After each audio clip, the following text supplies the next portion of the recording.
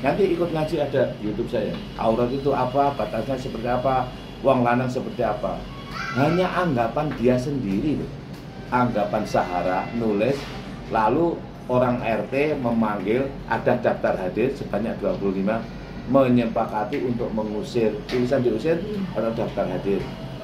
Artinya apa? Oh, berarti kayak ada absennya gitu ya Romo ya? Ya iya gini, jadi gini, ada yang cerita sama saya 3 orang. Gimana ceritanya itu?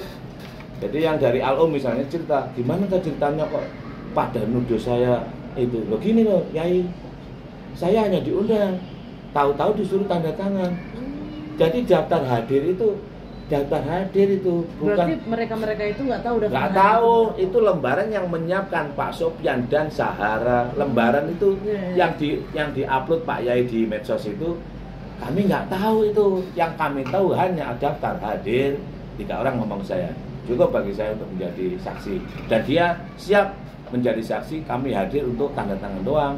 Bukan membicarakan 5 atau 7 poin itu, enggak ada bicaraan itu.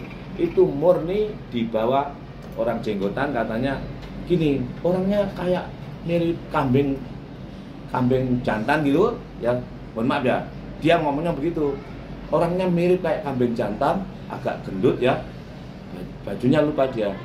Terus yang perempuan kalau ngomong meledak-meledak menguasai forum, dan itu sekian itu dia yang menguasai. Jadi Pak RT itu dikuasai oleh Sahara dan suaminya juga menghakimi saya untuk mengusir dari situ, dan dilalah Pak RT-nya iya saja, tapi yang lainnya pada nggak setuju. Ada yang banyak setuju, saya ada, tapi khusus yang saya tanya ini 3 orang ini menentang itu, bahkan akan memperkarakan karena merasa ditipu oleh Pak RT. Itu nanti orangnya saya tunjukkan. Romo, ya siap. Ini kan awal permasalahannya karena kalau saya nggak salah itu adalah karena parkir ya. Ya. Dan sebenarnya tanah yang diberikan itu adalah tanah wakaf dari Romo Toso. Itu mungkin seperti apa? Ya begini ya, tanah kami itu ukuran panjangnya 16, kan istilahnya meteng ya. Meteng hamil. Istilahnya itu hamil. 16 utara, tengah itu 18, yang sebelah timur itu 17, jadi 16, 18, 17, gambarnya mana? Nah, itu hanya kami kali 13 lebarnya. Itu hanya kami gunakan 11 kali 13. Sisanya berarti berapa ya? 5 meter, 7 meter, 6 meter. Itu saya wakafkan untuk fasum, untuk jalan umum. Maaf, kenapa? Ya kalau kita hanya menggunakan fasum jalan umum yang ada, setapak hanya 1,5 meter atau 2 meter, sebelah saya itu nggak bisa mobil lewat.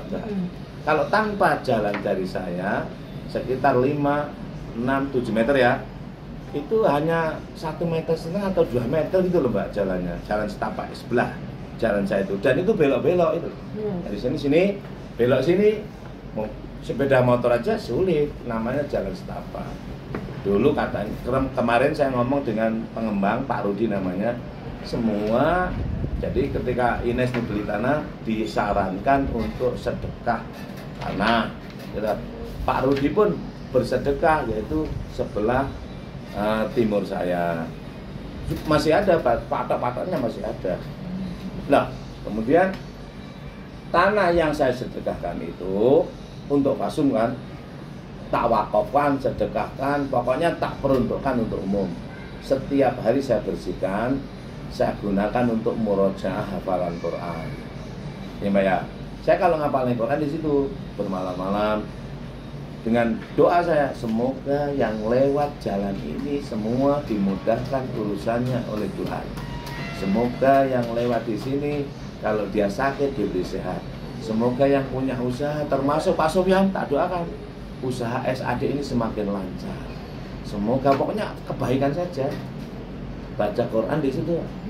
Malam-malam saya nggak pernah tidur. Jadi saya nggak hampir tiap hari, nggak, bukan tiap hari, memang saya itu nggak ada tidur. Yang ada ketiduran.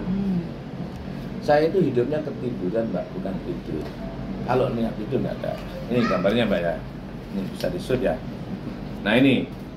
Ini Benar ini. Benernya nih. Betul gini.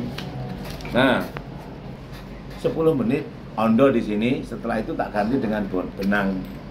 Nah itu pun ditarik oleh Pak Sofyan. Di sini tak kasih apa? Tak kasih tanda. Ini tongkat apa? Ini patok. tanah saya nih. Ini tanah saya tak kasih patok.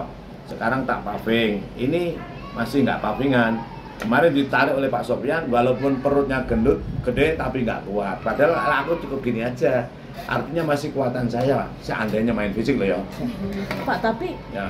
Romo maksudnya kan ada foto tadi yang dikasih sama ibu kalau mobil itu terparkir depan rumah sehingga Pak Romo tidak bisa keluar. Nah, ini gini, itu tanggal 31 kejadiannya, Agustus. 7 Agustus. Loh, 7 sih. Keliru amen. Itu tanggal 31 ketika kita pulang dari Jakarta kan? Kita ke Jakarta 2 kali. Oh, 2 kali ya yang. Jadi yang kejadian mobil subuh-subuh. Oh, itu yang pertama. Yang pertama. Yang tidak bisa keluar. Ini yang pertama. 7 Agustus. Ya, ini Pak Sofyan itu parkir mobil di depan pintu rumah saya. Karena mengira ya, asumsi saya kalau ke Jakarta itu 7 hari, 10 hari, bahkan 1 bulan. Mungkin mengira saya tidak di rumah, lalu dia parkir, mobilnya saya tinggal kan. Mobil saya Iroban ya. Ribbon, Innova Ribbon. Pada saat itu. Pada saat itu, sekarang sudah ganti Lexus gitu. Yang Ribbon tak kasihkan anak saya untuk jualan baju sementara.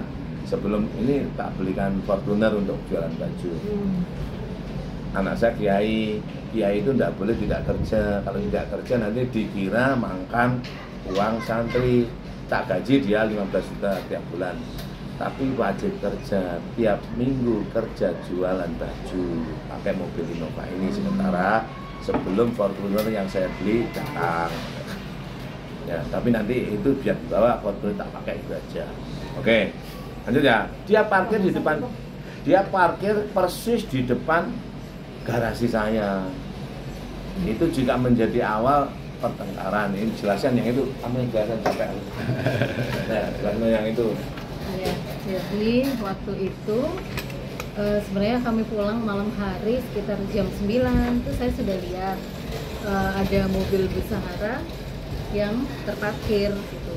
Saya tunggu-tunggu, siapa tahu 1 jam 2 jam itu sudah dipindah. Tapi ternyata sampai jam 11 malam tidak dipindah gitu. Akhirnya saya telepon berkali-kali, nggak diangkat, kemudian voice note juga nggak diangkat. Tapi saya tuh teleponnya ke drivernya ya, Si Agil tadi udah saya kasih lihat ke Mbak. Lalu kami istirahat, kami lupakan lah itu, berharap jam 2 pagi nanti sudah dipindahkan. Ternyata jam 2 pagi juga belum dipindahkan. Lalu saya telepon Bu Sahara, diangkat, tapi jawabannya adalah bangunkan anak-anak Mbak gitu. Yaudah saya bangunin lagi, tapi sebelum saya telepon tuh udah saya bangunin ya. Mereka tuh tinggal di gazebo, bangunan semi permanen yang terbuka, sehingga saya bisa masuk dan membangunkan mereka gitu. Saya bangunin nggak bisa, udah digoyang-goyangkan itu badannya. Kayak pingsan gitu waktu. Ya pokoknya kalau hanya tidur mereka kalau itu tidur, sulit dibangun. sulit bangun. Bangunnya siang. Nggak tahu kenapa Dia, ya. Enggak, memang biasa begitu. Dia tuh jam 8 belum bangun. Nah, sedangkan saya ini sering menolong mereka. Misalnya orang yang nyewa mobil itu datangnya kan jam 12, jam 1 gitu. Itu nggak ada orang. Lalu saya melayani. Saya sudah biasa, aku izin, gimana ini? Tolong ya izin. Tak layani, kan kuncinya di sini, KTP-nya di sini, sepeda motornya di sini. Jadi saya itu sudah bekerja dengan Pak Sofyan lama, walaupun nggak dibayar loh ya.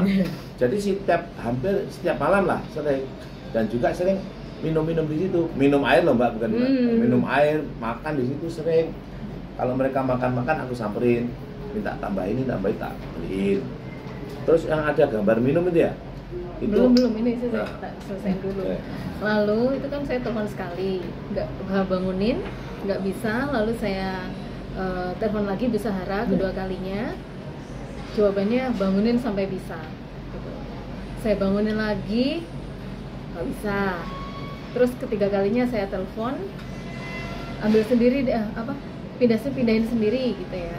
Akhirnya saya ambil kuncinya, saya serahkan ke Romo Yai, lalu dipindah gitu. Tapi waktu dipindah itu karena kontur tanah tempat parkir mobil itu lebih rendah daripada jalan bergelombang gitu, dan itu posisinya lagi hujannya hujan gerimis, gasnya sepertinya agak dalam, Mangeng gitu loh. Jadi kesannya ngegas gitu ya. ngegas gitu. Nah mereka bangun. Jadi awal mula itu di situ sebenarnya. Ya, tapi memang benar mereka sulit sekali untuk dibangunkan ya Pak ya. Jadi sebelum saya membangunkan anak-anak itu, Romo Yai udah ngeluarin mobilnya, terus sudah din gitu, nggak bangun juga. Baru suara gas baru bangun. Suara gas itu baru bangun. Ya. Iya. Dan bangun sambil marah-marah. Kemudian mereka keluar rumah marah-marah. Terus itu dia. Saya mengira si Agil, mengira kan boleh Pak. Saya mengira si Agil ini sedang concern ya, apa gitu, atau pengaruh minuman ya. Mengira loh saya. Itu keluar tuh marah gak terkontrol, matanya merah. Duluan Mbak Sarah saya keluar sampai gini. Saya pikiran ya. Waduh, anak ini habis gituan ya. Pikiran. Orang biasa kayak gini. Kok berduaan? Iya, Lagi apa nggak ada Pak Sofyan ya? Aku dengan pikiran saya. Kok berduaan aku? Kok aneh? Kan kita laki-laki bisa apa kroso. Ada apa ya? Jangan-jangan. Tapi pikiran loh ya. Ini enggak menuduh loh ya. Pikiran. Tapi pikiran itu langsung saya hilangkan. Kamu jangan begitu Mem. Enggak boleh itu. Haram hukumnya. Kamu boleh menuduh kalau betul-betul itu melihat yang terkontrol. Kayaknya dia sebelum keluar itu sudah nelpon Pak Sofyan. Pak Sofyan datang. Langsung marah di depan saya. Sama nggak tahu ya, saya sampai jam segini belum tidur. Memangnya hanya kamu yang belum tidur. Saya sejak kemarin juga nggak tidur, batin saya. Mari kita selesaikan malam ini juga. Terus saya Pak minta maaf saya minta maaf Pak, saya salah. Saya segera ingin meninggalkan rumah ini menuju masjid karena saya ada tugas di sebuah masjid untuk ngaji. Terus saya ngomong begitu, Mbak Sarah, oh ya Yai, saya juga minta maaf. Selesailah itu urusan. Itu Selesai, maling maafkan. Nah, terus kan ramai lagi tuh Yai, rumah video yang siang-siang yang dia marah-marah. Sebentar. Jadi terus saya pergi berangkat sampai di jalan raya besar ya. Saya dicegat bahasa saya. Dicegat oleh mobil Innova Reborn yang saya kira dia adalah Pak Sofyan. Waduh, ini saya dicegat ini. Saya balik. Saya khawatir kondisi istri saya, karena kalau sudah di sana begini, biasanya kalau dia itu apa gitu, dia orangnya geruduk pada datang semua. Saya khawatir dengan keadaan istri saya balik, terus tak bawa dia, ayo ikut aja.